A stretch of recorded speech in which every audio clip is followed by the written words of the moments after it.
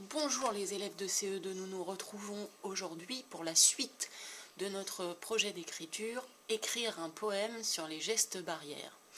La semaine dernière, je vous ai demandé de faire une collecte de mots et ensuite de choisir certains de ces mots pour écrire des mots qui riment avec. Dernière étape cette semaine, nous devons écrire, chacun d'entre nous doit écrire au moins 2 vers, c'est-à-dire au moins 2 lignes de poème, sur les gestes barrières avec les mots choisis dans sa collecte et les rimes qu'il a écrites autour de ces mots. On ne va pas chercher autre chose, nous allons partir de ce que vous avez déjà écrit.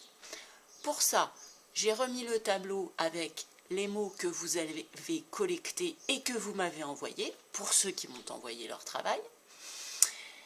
Et ensuite, une petite précision sur les adjectifs, parce que ça j'ai remarqué qu'il y avait beaucoup d'erreurs sur les adjectifs. On y va.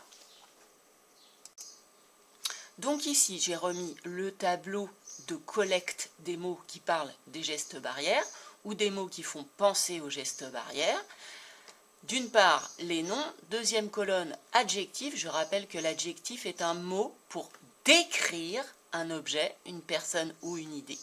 Donner une information qui précise comment est l'objet, comment est la personne ou comment est l'idée. Et enfin, à droite, les verbes. Donc, vous allez reprendre les mots de votre collecte. Ceux qui n'ont pas fait ce travail peuvent se reporter à ce tableau.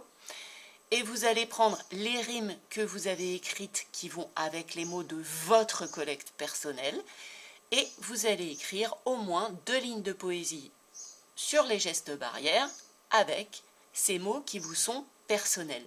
Il n'y a pas de bon ou de mauvais travail, d'accord? Vous allez bien vous appliquer, faire du mieux que vous pouvez et il y a plusieurs manières d'arriver au bon résultat. Petite précision très importante sur les adjectifs.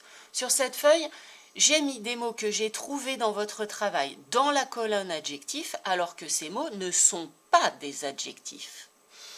Un adjectif, je rappelle, c'est un seul mot qui dit comment est une chose, comment est une personne ou comment est une idée. Exemple, une idée géniale.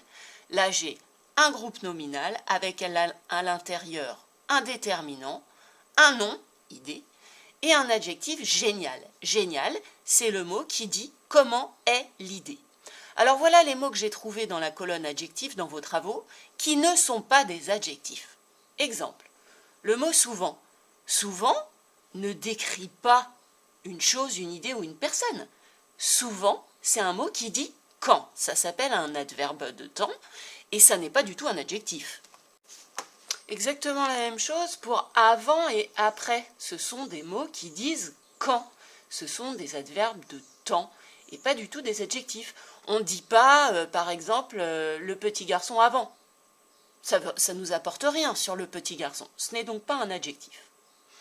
Dessus, dessous, contre, loin sont des mots qui disent où. Ce sont des adverbes de lieu et pas du tout des adjectifs. On ne dit pas la jeune fille loin. On peut dire la jeune fille éloignée, ça veut dire la jeune fille qui se trouve loin de moi, mais pas la jeune fille loin. Ça ne nous apporte pas une information sur la jeune fille. Alors qu'en revanche, la belle jeune fille, là, on a 2 adjectifs, belle et jeune, qui nous donnent des informations sur la fille. Mais loin n'est pas un adjectif. Ensemble et simplement sont des mots qui disent comment on fait les choses. Des adverbes de manière. Ensemble, c'est quand on fait quelque chose ensemble, on marche ensemble, on sort ensemble. C'est un mot qui dit la manière dont on marche. Faire quelque chose simplement, et bien simplement, c'est un mot qui explique comment on fait. On fait de manière simple, et on dit simplement. Mais ce sont des adverbes, pas des adjectifs.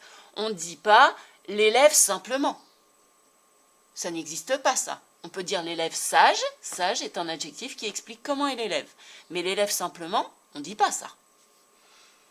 Donc maintenant, au travail et j'attends avec impatience votre résultat, recopié proprement en sautant des lignes sur votre cahier avec la date du jour et le titre, en l'occurrence poésie.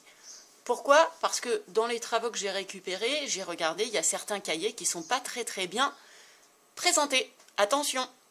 Vous serez aussi vigilant à l'orthographe et à la manière dont on écrit les mots. On pense bien aux familles de mots pour ne pas faire d'erreur d'orthographe. J'attends votre travail avec impatience.